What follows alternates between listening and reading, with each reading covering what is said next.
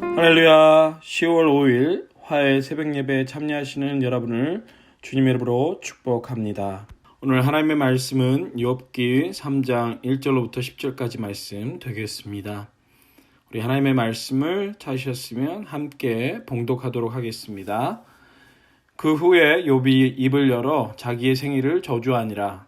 욥이 입을 열어 이르되 내가 난 날이 멸망하였더라면 사내 아이를 베었다 하던 그 밤도 그러하였더라면 그날이 캄캄하였더라면 하나님이 위에서 돌아보지 아니하셨더라면 빛도 그날을 비추지 않았더라면 어둠과 죽음의 그늘이 그날을 자기의 것이라 주장하였더라면 구름이 그 위에 덮었더라면 흑암이 그날을 덮었더라면 그 밤이 캄캄한 어둠에 잡혔더라면 해의 날수와 달의 수에 들지 않았더라면 그 밤에 자식을 베지 못하였더라면 그 밤에 즐거운 소리가 나지 않았더라면 나를 저주하는 자들 곧 리워야단을 격동시키기에 익숙한 자들이 그 밤을 저주하였더라면 그 밤에 새벽 별들이 어두웠더라면 그 밤이 광명을 발할지라도 얻지 못하며 동틈을 보지 못하였더라면 좋았을 것을. 이는 내 모태의 문을 닫지 아니하여 내 눈으로 환난을 보게 하였음이로구나. 아멘. 주님 주시는 말씀을 함께 묵상하도록 하겠습니다.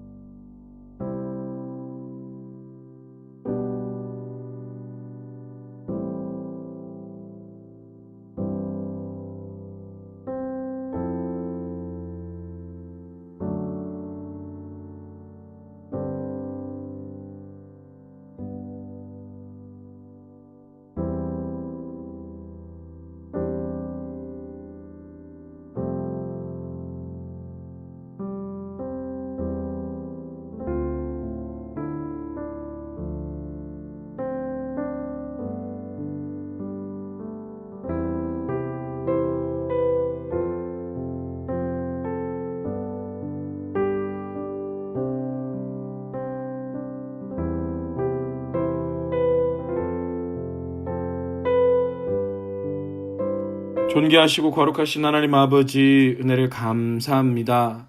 이 새벽에도 주의 발 앞에 나와 엎드리게 하여 주시고 주님 얼굴 구할 수 있는 하나님의 충만하신 사랑을 베풀어 주심에 감사합니다. 오늘도 주의 뜻 안에 저희들 거하며 복음만을 온전히 붙들고 승리할 수 있는 우리 모두가 될 수 있도록 주님 축복하여 주옵소서. 감사드리고 예수님 이름으로 기도하옵나이다. 아멘. 언젠가 아버지가 돌아가신 한 분의 스토리를 읽은 적이 있습니다. 아버지하고 별로 사이가 좋지 않았던 아들은 정신없이 모든 장례 절차를 진행하면서 다른 가족들은 다 울고 아버지의 죽음을 안타까워하는데 자기는 이상하게도 아무런 눈물이 나오지 않더라는 말을 했습니다. 그래서 자기가 아무리 아버지하고 별로 사이가 안 좋았다라고 해도 이렇게까지 눈물도 나지 않고 슬프지 않을까 하며 자기 스스로도 이상하게 여겨졌다는 것이죠. 그러다가 아버지 유품을 정리하는데 우연히 아버지의 뒷굽이 닳고 흙 묻은 구두를 보는데 순간 말로 표현할 수 없는 슬픔이 몰려와서 정신없이 울었다고 합니다. 아버지의 죽음이라는 큰 사건이 일어났지만 그때는 감정이 잘 드러나지 않다가 아주 우연한 계기를 통해서 아버지를 잃은 슬픔을 제대로 느끼게 되었다는 것이죠. 방금 전에 읽은 본문은 욥기서 1장으로부터 2장까지와는 확연히 달라진 분위기를 보여주고 있습니다. 욥에게 임했던 아픔이 마침내 본물이 터지듯 터진 순간을 3장에서는 확실히 보여주고 있죠. 그가 자신에게 당한 슬픔을 어떻게 표현하고 있는지를 우리가 함께 살펴보면서 슬픔의 깊이, 그것이 우리의 것이 되었건 다른 이들의 것이 되었건 조금이나마 헤아리고 또 주님의 은혜 가운데 나아갈 수 있는 저와 여러분 될 수 있기를 간절히 축원합니다. 먼저 슬픔으로 인해서 자신의 존재를 부정하고 싶을 때에도 우리는 주님께 나아가야 함을 배우게 됩니다. 욥은 본문에서 다양한 표현을 통해서 자신의 태어난 날을 원망하고 있습니다. 3절에 보시면 내가 난 날이 멸망하였더라면 사내 아이를 베었다 하던 그 밤도 그러하였더라면 7절 그 밤에 자식을 베지 못하였더라면 그 밤에 즐거운 소리가 나지 않았더라면 이는 내 모태의 문을 닫지 아니하여 내 눈으로 환난을 보게 하였음이로구나. 이것이 이제 10절까지 말씀인데요.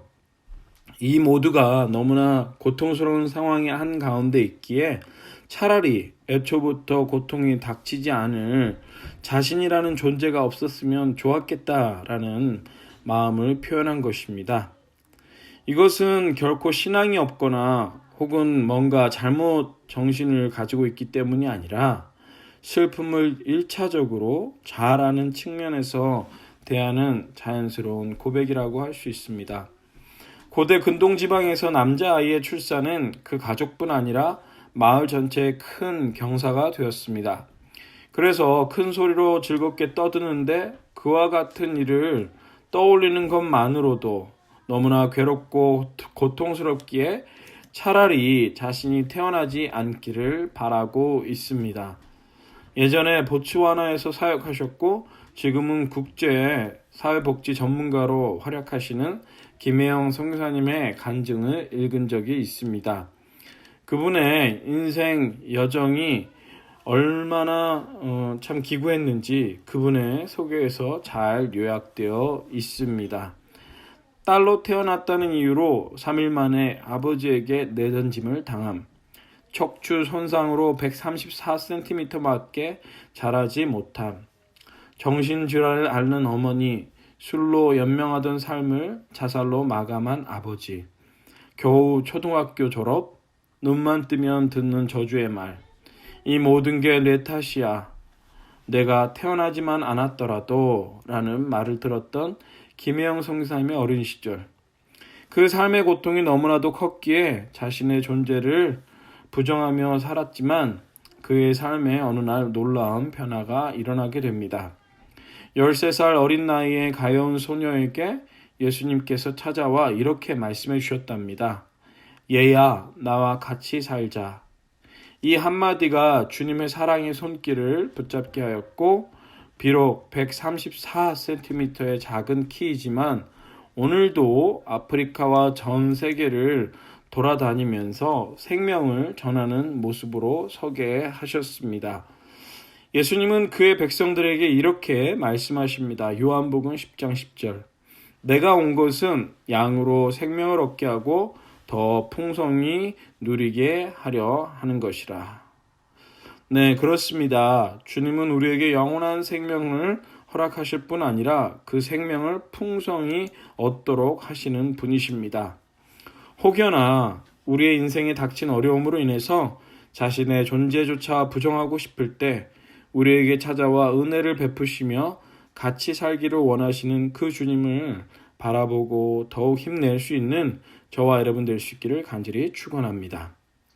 두 번째로 세상의 존재를 부정하고 싶을 때에도 우리는 주님께 나아가야 함을 보게 됩니다. 4절로부터 6절을 보시겠습니다.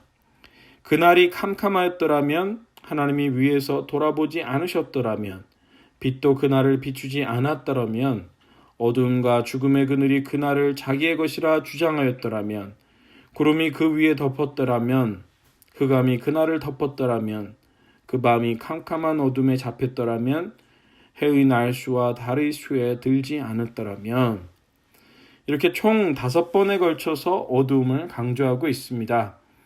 이것은 하나님의 창조와 정반대되는 것을 소원하고 있는 것이죠. 사실 하나님께서는 혼돈 가운데서 첫 번째로 하신 일이 빛이 있으라라는 말씀이었습니다. 그런데 욥은 그 빛이 사라지고 어두움에 사로잡힐 것을 바라고 있어요. 이것은 온 세상이 완전히 뒤집어지길 소망하는 것입니다. 더 나아가 욥은 8절로부터 9절에 그 소원을 강화시키고 있습니다. 나를 저주하는 자들 곧 리워야단을 격동시키기에 익숙한 자들이 저주하였더라면, 그 밤에 새벽별들이 어두웠더라면, 그 밤이 광명을 발할지라도 얻지 못하며 동틈을 보지 못하였더라면 좋았을 것을. 여기에 나오는 리워야단은요, 고대 근동 신화에 나오는 머리가 7개인 바다 괴물을 뜻합니다. 그 괴물이 잠에서 깨면 해와 달을 삼켜버려 빛을 잃게 된다는 신화가 있었는데, 그렇게 표현을 해서라도 세상이 존재하기를 원치 않는 마음을 욥은 여기에서 고백하고 있는 것이죠. 이 또한 극심한 고통과 슬픔을 당할 때 나올 수 있는 표현인데요. 하지만 중요한 것은 그때라도 세상적인 방법이 아닌 하나님께 나아가는 방법을 택해야 함을 우리는 깨달아야 합니다. 언젠가 대구에서 지하철에 불이 나서 큰 인명피해가 났던 적이 있습니다. 그때 지하철에 불을 붙인 방화범에게 도대체 왜 그런 끔찍한 일을 했느냐고 물어보자 사는 게 힘들어서 세상이 확 뒤집어졌으면 좋겠다는 마음으로 그 일을 했다는 것이죠. 그러나 하나님의 사람은 세상 사람과 같은 방법이 아니라 오직 힘들고 어려울 때, 특별히 세상을 부정하고 싶은 마음이 생길 때라도 하나님께 나아가는 것만이 진정한 해답이 됨을 우리는 보게 됩니다. 하나님께서 왕으로 다스리시는 그분의 나라가 임할 때 그토록 괴로웠던 마음에 참된 위로가 생기는 줄 믿습니다. 우리 주님께서는 약속하십니다. 이사야서 65장 17절에 보라, 내가 새 하늘과 새 땅을 창조하나니 이전 것은 기억되거나 마음에 생각나지 아니할 것이라. 아멘. 이전과는 전혀 새로운 세상으로의 재창조를 약속하시는 우리 주님을 바라보고 그 주님의 놀라운 위로를 누릴 수 있는 우리 모두가 될 수 있기를 간절히 축원합니다. 오늘 말씀을 정리하면서요, 어쩌면 욥은 가장 정직하게 고통과 슬픔을 대하는 하나님의 백성됨을 우리에게 보여줍니다. 자신의 존재를 부정하고 싶고 세상의 존재를 부정하고 싶은 때라도 오직 주를 바라보는 그 모습을 우리도 본받을 뿐만 아니라 주변의 힘든 이들을 향해서 가벼운 말로 헛되이 위로해서 상처 주지 않고 오히려 그들의 슬픔의 깊이와 넓이를 온전히 깨달아 합당하게 주님의 마음으로 돌볼 수 있는 우리가 되기를 간절히 소망합니다. 마지막으로 공감하시네라는 찬양에 다음과 같은 가사가 있어서 여러분들과 함께 나누기 원합니다. 주님이 우리의 아픈 마음을 아시네. 가까이서 우리의 아픔에 공감하시네. 우리 가운데 찾아오셨던 그 주님이 우리의 모든 상황에 공감하시네. 네, 그렇습니다. 오직 예수님만이 우리의 슬픔을 온전히 아시고 공감하시는 줄 믿습니다. 그 주님 바라보면서 세상의 헛된 것에 의지하지 않고 오직 주님만을 의지하는 우리 모두가 되기를 주님의 이름으로 축복합니다.